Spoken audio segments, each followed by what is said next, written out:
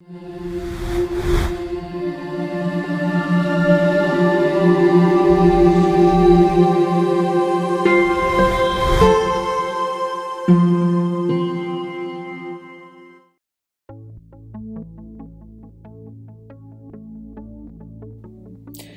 va repartir sur ce circuit avec une simple résistance. Je vais brancher le circuit et puis un courant va passer dans la résistance de 100 ohms. Je vais venir avec le multimètre placé en voltmètre et sur la sélection de calibre de 1000 volts. C'est le maximum par lequel je commence comme d'habitude. Pour ma facilité, je vais mettre deux extensions à pince crocodile et je vais me brancher de part et d'autre de la résistance. Le fil rouge et vert du voltmètre est du côté plus de la pile et le noir et jaune du côté moins. Je suis toujours branché sur les mêmes prises du multimètre et il est bien indiqué volt à cette position. Voilà, je vois que je suis en 1000 volts à fond d'échelle et apparaît sur l'écran 2 volts alors que j'ai une pile de 4,5 volts. Ce calibre ne convient pas évidemment. Je descends donc d'un cran. 200 volts c'est encore beaucoup trop et 20 enfin c'est bien car si je descends encore d'un cran apparaît un 1 qui veut dire que ce calibre est trop court pour lire 4,5 volts. Je remonte donc d'un cran et nous avons une mesure à 3 chiffres significatifs. On lit 4,35 volts environ qui est la vraie tension actuelle de cette pile. Maintenant, je vais mesurer d'autres tensions, toujours sans couper dans le circuit. La tension se mesure de part et d'autre d'un élément d'un circuit, ici aux bornes de la pile.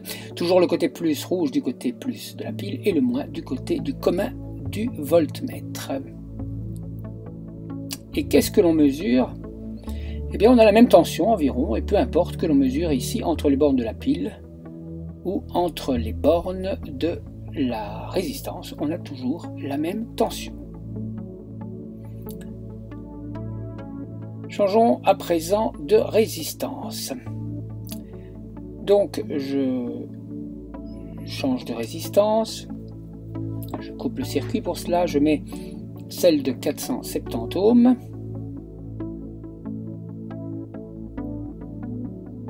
Et je revérifie la tension aux bornes de la pile.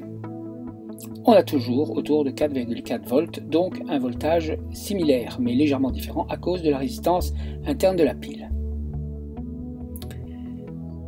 Si je prends la tension aux bornes de la résistance, j'obtiens toujours autour de 4,4 volts.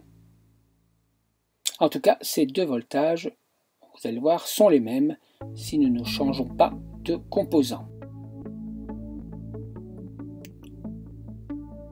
Prendre la tension ici ou là ne change rien.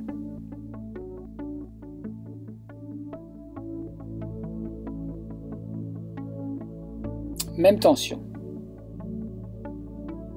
Par contre, on pourrait se demander quelle est la différence de potentiel entre ce point-ci et ce point-là. Quelle est la tension entre ces deux points? Entre les deux, on remarque qu'il n'y a qu'un simple fil rouge. Donc, je suis en train de brancher mon voltmètre de part et d'autre d'un simple fil.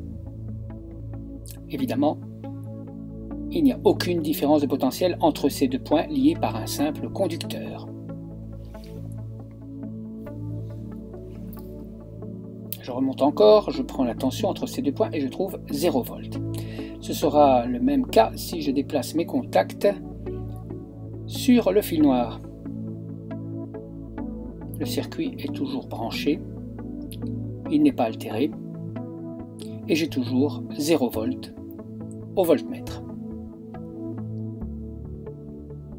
Alors je déplace l'un des contacts de l'autre côté de la résistance et je vois que j'ai mes 4,4 volts qui réapparaissent. Et si je déplace ce point-ci de mesure vers celui-là, eh bien je me replace de part et d'autre de la résistance et retrouve encore les 4,4 volts. Et si j'inverse cette fois les contacts du voltmètre, autour de la résistance, je n'ai toujours rien débranché, eh bien j'ai toujours 4,4 volts, mais le signe moins apparaît qui signale que mes sondes de voltmètre ne sont pas branchées dans le sens qu'il faut pour effectuer la mesure correctement. Un voltmètre analogique ne le supporterait pas trop.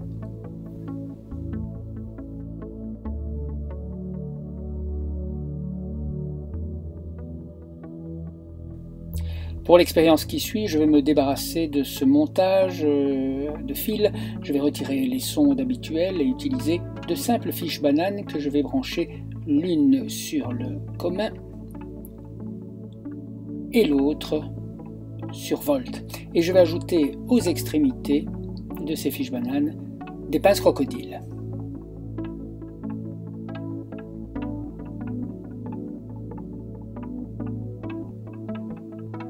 On remarquera ici sur le circuit que j'ai placé deux résistances, les mêmes de 100 et de 470 ohms, et que je les maintiens ensemble avec une autre pince crocodile.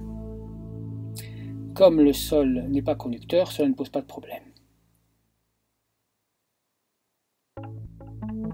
Voilà, ces deux résistances sont bien en contact. Je vais me mettre sur le calibre de 20 volts et je vais brancher mes pinces crocodiles de part et d'autre de ce montage. Je vais essayer d'avoir un meilleur contact. Enfin, je vais surtout brancher ma pile. Et j'obtiens toujours mes 4,4 volts.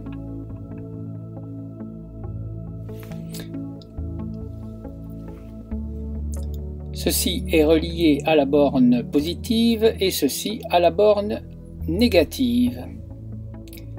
Nous sommes donc en parallèle sur la pile, donc nous avons bien une différence de potentiel de 4,4 volts.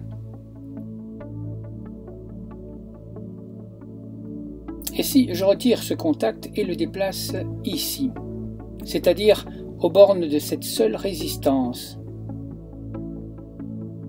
bien évidemment, j'ai moins de tension, 3,6 volts.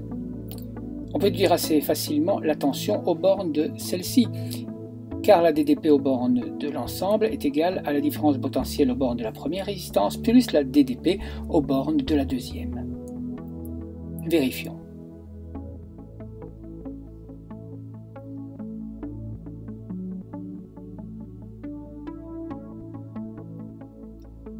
Oups, le crocodile lâche sa prise. Encore une fois, il n'a pas très faim. Voilà, nous mesurons 0,76 volts.